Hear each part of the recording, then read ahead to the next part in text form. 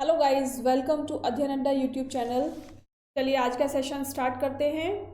Exercise 14.5 का part 2 आज करेंगे। कल क्वेश्चन नंबर 5 तक हम लोग कंप्लीट कर चुके थे। आज क्वेश्चन नंबर 6 से स्टार्ट करेंगे। आई होप आप सब लोगों को क्वेश्चन नंबर 5 तक क्लियर हो गया होगा। सभी लोगों ने प्रैक्टिस की होगी घर पे, है ना। एक बार प्रैक्टिस करना बहुत ज़रूरी है। चलिए क्वेश्चन नंबर 6 है, draw a circle with centre C and radius 3.4 centimetre. यानी एक सर्कल ड्रॉ करना है जिसमें रेडियस लेनी है 3.4 सेंटीमीटर। यानी आप अब क्या करेंगे, कंपास में एक रेडियस लेंगे, मेज़र करेंगे कंपास में स्केल की हेल्प से 3.4 सेंटीमीटर। ठीक है। अब यहाँ कहीं भी सेंटर मानकर उसी रेडियस से जो आपने कंपास में ली है, ठीक है, जो आपने कंपास में रेडियस ली है उसी रेडियस से आपको क्या करना है, एक सर्कल ड्रॉ करना है। मान लीजिए आपका कंपास यहाँ रखा है और इस तरीके से ये पेंसिल है, और जब आप ड्रॉ करेंगे तो इस तरीके से आपका सर्कल बनेगा। ये कितनी रेडियस हो गई, 3.4 सेंटीमीटर की रेडियस हो गई। अब क्या करेंगे, draw any chord A B, इसको हम ओ मान लेते हैं। अब मैं इस कंपास को यहाँ से रिमूव कर देती हूँ जिससे आप लोगों को प्रॉब्लम ना हो, ठीक है। और एक थोड़ा ढंग का सा सर्कल ड्रॉ कर देते हैं। ये हो गया हमारा सर्कल और ये हो गया उसका सेंटर, ठीक है। अब कॉर्ड मतलब जब स्टार्टिंग में चैप्टर आपको स्टार्ट किया था, यानी हम लोगों ने जब मैथ स्टार्ट की थी, तब आप लोगों को बताया था क्या कॉर्ड होती है, क्या डायमीटर होता है, क्या रेडियस होता है, या क्या सेक्टर होता है, सब बताया था ना। तो कॉर्ड क्या होती है, कॉर्ड हमेशा एक सर्कल के एक पॉइंट से दूसरे पॉइंट पर तो जाएगी, ऐसा भी हो सकता है कि वो सेंटर पॉइंट को टच ना करे, ठीक है, वो सेंटर पॉइंट को टच ना करे। तो ये क्या है, इसको हमने नेमिंग कर दिया ए बी। ये क्या हो गई हमारी, ये है हमारी कॉर्ड, ठीक है। अब क्या करना है, construct the perpendicular bisector of A B and examine if it passes through C. इसका परपेंडिकुलर बाइसेक्टर ड्रॉ करना है। परपेंडिकुलर बाइसेक्टर ड्रॉ करने का मेथड हमेशा आपका सेम रहेगा। क्या करेंगे, जिस मेजर की आपकी कॉर्ड है ना, वहाँ कॉर्ड के हाफ से ज़्यादा डिस्टेंस अपने कंपास में लेकर सबसे पहले ए को सेंटर मानकर एक आर्क लगाएंगे दोनों साइड, फिर बी को सेंटर मानकर आर्क लगाएंगे बोथ साइड, ठीक है। और जहाँ पर भी ये दोनों कट करेंगे स्केल की हेल्प से इनको जोड़ देंगे ऐसे, ठीक है, एक लाइन ड्रॉ कर देंगे, ठीक है। और ये लाइन कहाँ से होकर जा रही है, देखो कहाँ से होकर जा रही है ये लाइन आपकी सेंटर से होकर जा रही है, ठीक है। पूछा क्या है क्वेश्चन में, क्वेश्चन में यही पूछा है कि examine if it passes through C. ये बताना है आपको क्या ये सी से होकर जाती है। यहाँ पर सी सेंटर बोल दिया है, मैंने ओ लिख दिया है, सी लिख देते हैं क्योंकि सी पूछा है। आपका जो सेंटर है वो सी हो गया अब, ठीक है। तो बताइए क्या वो आपके सेंटर से होके जा रही है सर्कल से, है ना, जा रही है ना, तो क्या लिखेंगे, yes it is, it passes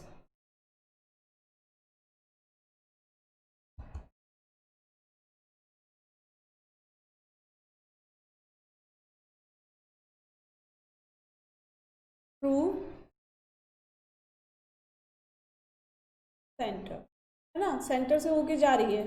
तो क्या समझ में आया, सर्कल पे कहीं भी हम कॉर्ड ड्रॉ कर दें और अगर उसका परपेंडिकुलर बाइसेक्टर ड्रॉ करते हैं तो वो कहाँ से होके जाता है, वो सेंटर से होके जाता है, ठीक है। तो ये आपका कंफर्म हो गया कि सेंटर से होकर ही जाएगा।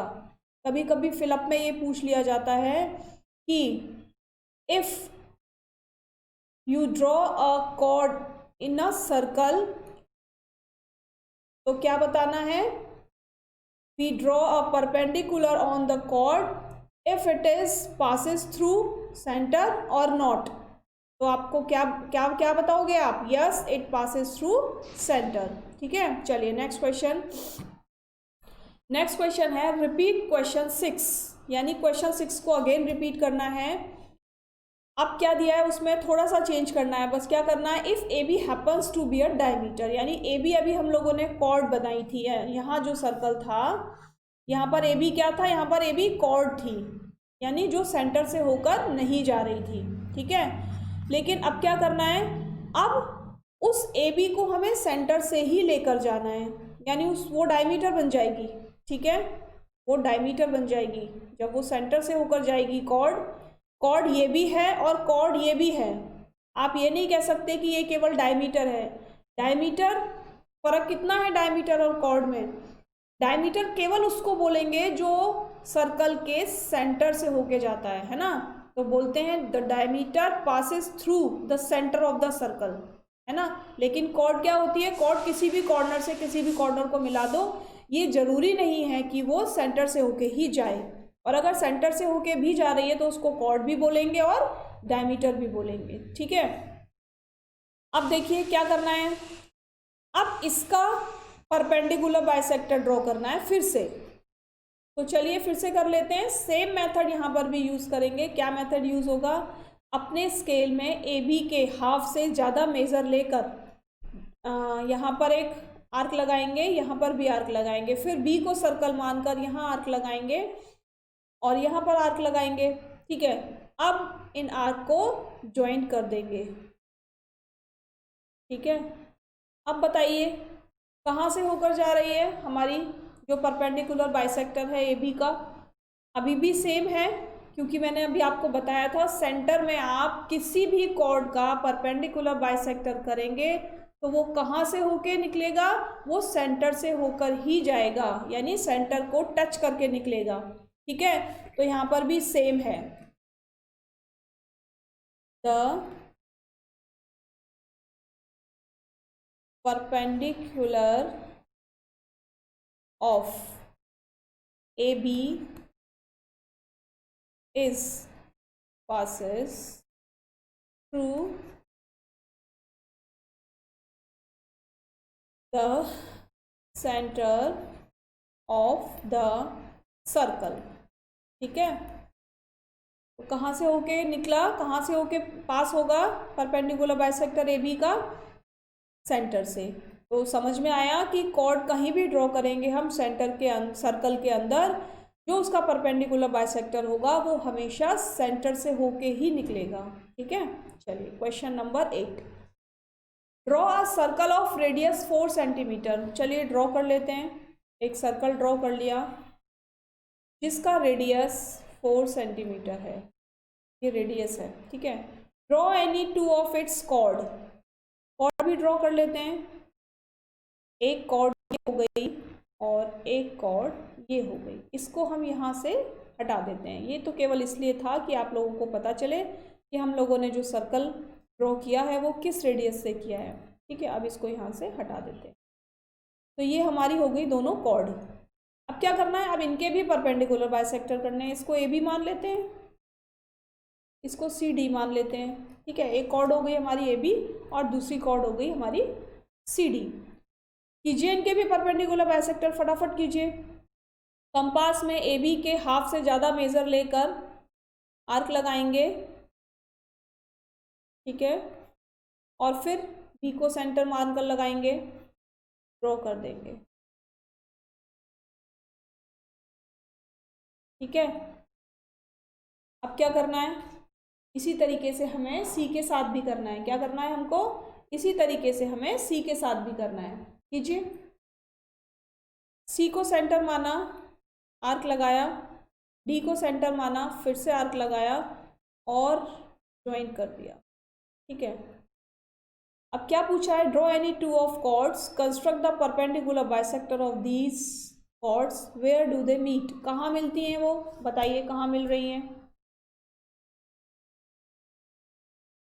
बताइए जल्दी से, कहाँ मिल रही हैं? ये दोनों मिल रही हैं फिर से सेंटर पे। क्यों? क्योंकि हमारा जो स्टेटमेंट है वो चेंज नहीं होगा ना। और क्या स्टेटमेंट है, the perpendicular bisector of any chord go through from the centre of the circle, यानी हमेशा सेंटर से होके जाएगा। कहीं पर भी कॉर्ड बना लो आप सर्कल के अंदर, वो सेंटर से होके ही निकलेगी। तो दोनों कहाँ पर मीट हो रही है? They meet